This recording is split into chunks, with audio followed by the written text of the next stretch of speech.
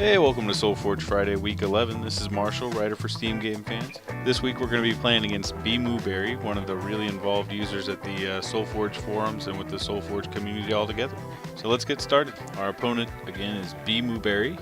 This is one of the viewers from the weekly segment that's actually commented some on the forums, and so now we're going to play a game.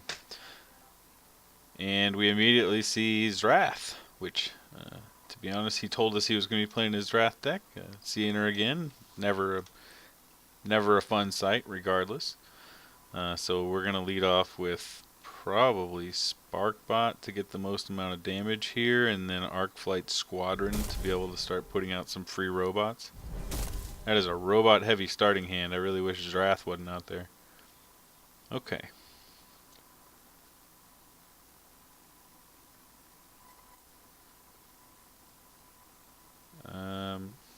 Not ideal. Would have liked a Battle Tactician in this hand. We'll work with the Alloy in general. I think Technosmith's going to get cut here soon. I do forget that it levels to an 8-8 a lot, so it is a good level 2. My guess is he's going to play something of the zombie variety. And there it is, Scourge Flame Sorcerer. So you're going to see a red exclamation mark, and that means the ability from Zrath is active on those creatures currently, meaning if they hit one of my creatures or if my creature hits them, they're dead. Unfortunately, I have no way to save the Arcflight Squadron, but I can kill his Scourge Flame Sorcerer. I can get a free Sparkbot off, which will kill the Keeper of the Damned. And I can place an Alloy in general next to the Sparkbot, or actually I can put the Electronet on to make it so that the Keeper of the Damned doesn't do any damage to my Sparkbot. Taking board advantage currently.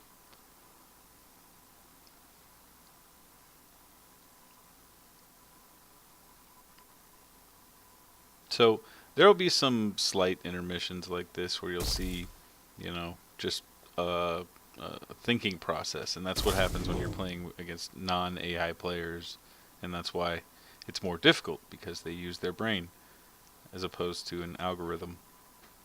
So he's got two Zraths out, and that's a pretty nasty situation. Both kill when they hit, they both have 6 life, and unfortunately I don't have anything to outclass that currently, so I'm going to get the Squadron going, so potentially I can get out some bigger free robots.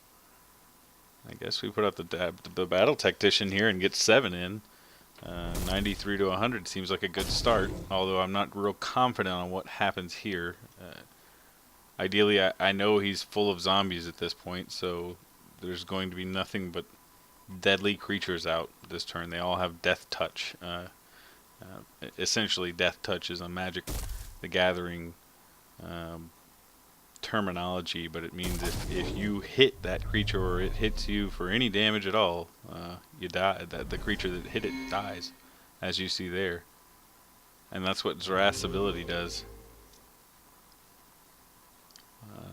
This is a pretty manageable situation, however. They're not huge at this point. Do need to get it under tabs right away, so let's make sure we keep creatures alive. We need to kill the Zraths, though.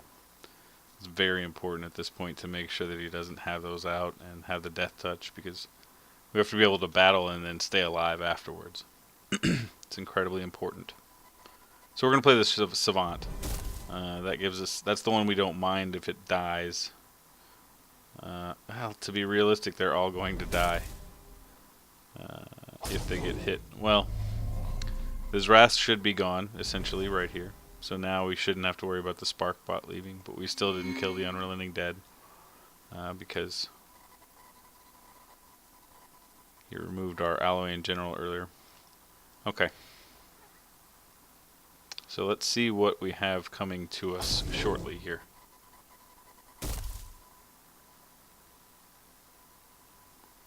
Zemus. Okay. Zemus is interesting. He doesn't do anything currently. At level 2 and 3, when he dies the first time, then he goes into a space, and then when he dies, he starts popping into other spaces. He's pretty nasty. Let's see here. Unrelenting Dead, the second level, meaning we have to do the full 8 to kill it. We could do that with the ally in general, but he would die, I think. No, well, we're going to put the Orban Warwalker down and see if we can't get it going. That has won many games for me. What Orban Warwalker does, or Orion Warwalker, sorry, is he has the ability to double his attack each time. And I really wish I had that Warmonger mod in my hand because it doubles the attack. So you get an exponential effect, and it is really, really a nice big hit. And that's what this deck likes to do, is aggressively attack. And unfortunately, we are going to lose our Orban Warwalker unless we want to Electronet the Darkshaper Savant.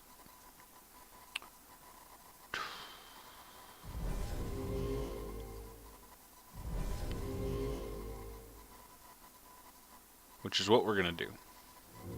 We're going to give a tech upgrade to the Battle Tactician so that it kills the Unrelenting Dead. We're going to go ahead and double up the Orban Warwalker's power, so it's a 12-2.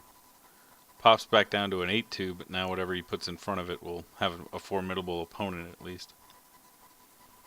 And again, we sort of have a whiff on our hand here. We have an Arcflight Squadron, that's nice, and a Sparkbot at level 2. But really nothing to counteract what's happening with these zombies. And here comes Wrath at level 2 and a Scourge Flame Sorcerer at level 2.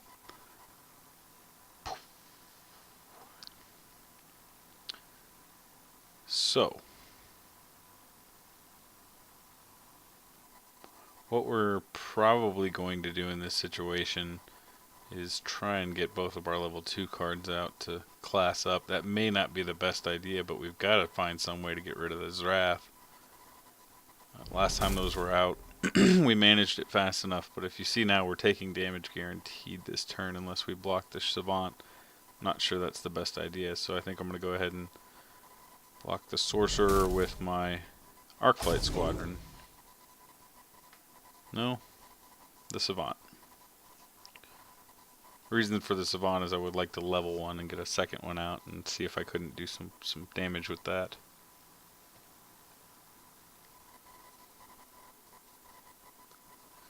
So we now finally get the Orion Battle Droid. We could have used those early on. They don't take any damage unless they have more power than our armor. And that's really essential against something like this where they have the death touch or the ability to kill when they hit a creature of their same or a lower level. Okay, so what Keeper of the Damned does is he actually brings creatures back after they die each turn. He can't be activated this turn, but next turn he can. And we're now facing a full board slate of zombies with his Wrath on the board. He sacrificed his creature to kill ours and then wiped our board by just attacking. 74 to 93. He's hitting us pretty hard. We've got to really find a way to manage this situation. And I'm not quite sure that it is manageable. We need to be able to kill the Wrath in one shot at this point. The Savant seems like a good play here. Potentially we should play the Orion Battle Droid behind it and give it more...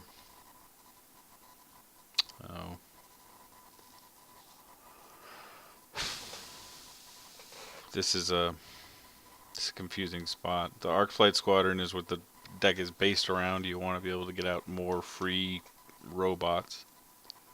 If we had one out now, we'd be able to play the Orion Battle Droid as well. His Keeper of the Damned is going to continually, after this turn, regenerate creatures. If it's regenerating Wrath, then it's sort of a cycle. We can't really kill it because it has death touch. So let's get the squadron out and see if we can't get some more creatures going. Put the Battle Droid there where it doesn't take any damage, and it'll hopefully kill off this Savant quickly. But we still took a big hit. We're down to 67 and 93. We're spiraling at this point. And of course we pretty much We didn't whiff on the robot. We do have a level 2 spark bot. And filled our lane with the Arc Flight Squadron that we should have done for the Battle Tactician. But as you can see, it wouldn't have mattered much there. There's two Zraths, one level 3, one level 2. And that is pretty much what you would call a ball game. I will try to find a way out of this. But Bmooberry has a very strong zombie tribal deck that really seems quite good. Okay, so while we watch this wrap up, let's talk about a few things that are coming to Solforge in the next few weeks, possibly.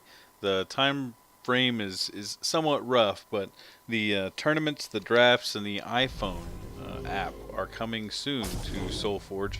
The tournaments are going to be, of course, your sort of constructed or tournaments where you build your own deck and you can play as you like. There's probably going to be some different types. Um, Apparently, the way the tournaments are going to work, you can actually just log on and start to play a tournament game, and it'll match you with someone who's at the same round you are. So if you're at round one and you're, you know, just starting, you'll be playing someone else who's at round one. If you're in your, third round, then you'll be playing someone else who's in their third round. Uh, so that's you don't have to play all your rounds at once. That's a very interesting thing that's coming. The drafts seem to be the same way, from what I'm understanding. Is going to be you can play one draft game after you've built your draft deck, and then play another one some other time when you log on, and you'll be playing people at their same point. Um, the assumption being that people will be on, at the same time as you who have a game at the same point. I guess there are going to be enough rolling at once that won't be a problem.